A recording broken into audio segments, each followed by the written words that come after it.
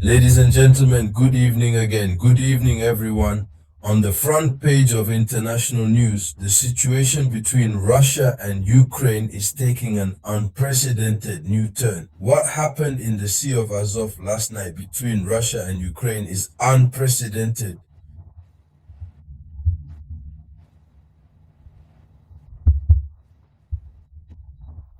It's really unheard of, Russia. After receiving the Ukrainian strikes deep within its territory, Russia automatically responded.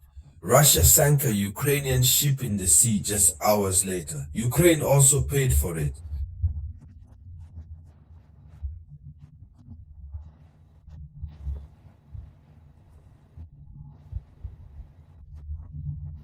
That is to say, it is strong, it is another level.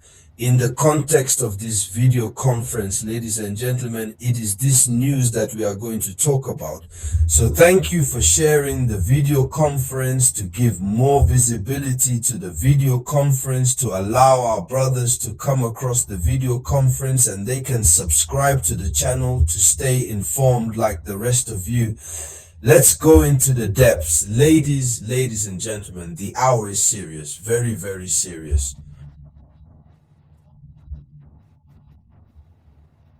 Russia has struck. According to official information, Russia struck in the Danube Delta. Russia has hit, I think, it happened to Merdazov. It was on the night of August 28 to 29, 2025. A Russian maritime drone sank the Ukrainian ship Simferopol.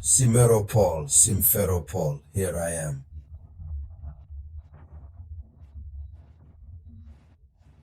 This Ukrainian ship, this warship Haiti, was sunk in the Danube Delta on the maritime border between Ukraine and Romania. This building, this warship was sunk by a Russian maritime drone. What about the official record? A Ukrainian sailor. A Ukrainian sailor was sent to eternal rest. When I said sent to eternal rest, understand, he was sent to the thing, he was given his ticket, and it hurt Ukraine very badly. So this is a Russian first strike. This is a successful first strike, it must be said, of this type by Russia. That's a first. It's a remote control torpedo that hit at full speed. At full speed, the remote control torpedo, I said from there, they remote controlled. Since then, the torpedo has struck. It was also a show of power on the part of Russia. Yes, a show of power, but it must be said that Moscow opens a new front. After land, air, and cyberspace, here is war in the rivers.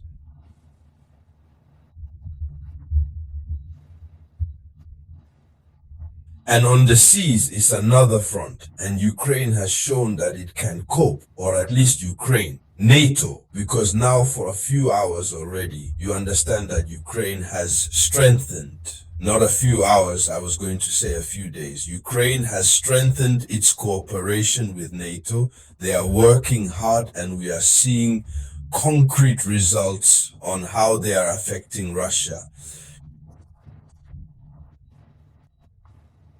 So the Ukrainian response when it happened, Ukraine retaliated. What happened? Please share the video conference. Yes. So a few hours later on August 29, so today, August 29, Ukraine hit a Russian ship of the PN-M type in the Sea of Azov. This time it was in the Sea of Azov. The other was in the Danube Delta. So the attack aimed directly, according to official information, the attack directly targeted the main radar of the warship. They refused to target the warship. They targeted the radar and they put the ship out of commission temporarily, so the ship did not sink. But this symbolic strike showed that Kiev could neutralize a high-value naval unit. That's the message. We can, but we refuse at the moment, and that's what makes her feel strong and powerful.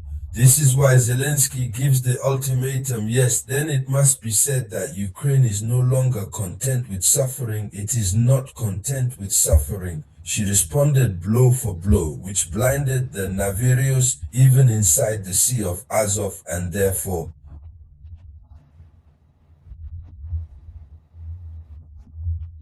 what could be the geopolitical strategic implications? And all because this is a serious situation.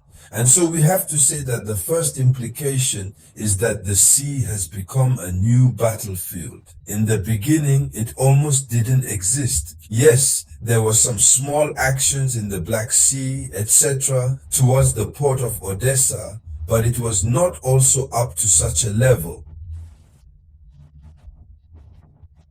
These incidents mark a turning point. The conflict now extends to the seas and to the river. After igniting the earth and the sky, maritime drones become an asymmetric weapon because maritime drones are inexpensive. But these are weapons that are capable of damaging warships that cost $1,000. And that's why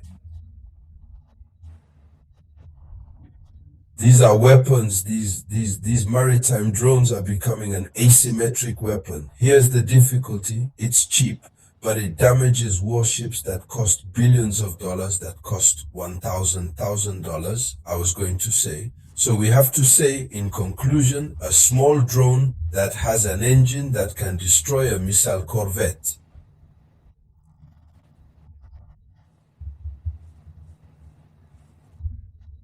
Huh?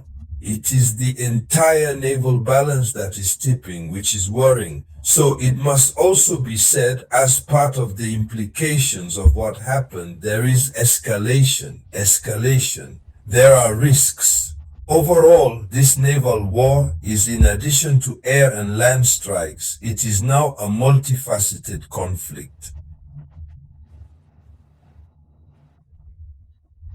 A multifaceted conflict is also difficult to manage. No matter how much love you have for war, no matter how much capacity you have to wage war, when you have several fronts open at the same time, it disperses capabilities, skills. So Russia will see itself fully engaged in the conflict with all its units, land, sea, sky. So every strike at sea is also a media message. I know what they want to prove their superiority, but they want to show that they can hit anywhere, and that's what Kiev is demonstrating. The major risk, what is an incident? An incident could affect a commercial ship or a NATO vessel in the Black Sea, because now we are talking about a war at sea. And if that is the case, if it happens like this, it can trigger an international escalation. So, ladies and gentlemen, this is the situation. So that was the front page of the news. Thank you for sharing it as much as possible. I will return to you later by the grace of the Almighty with new information. It was the voice of your only samurai.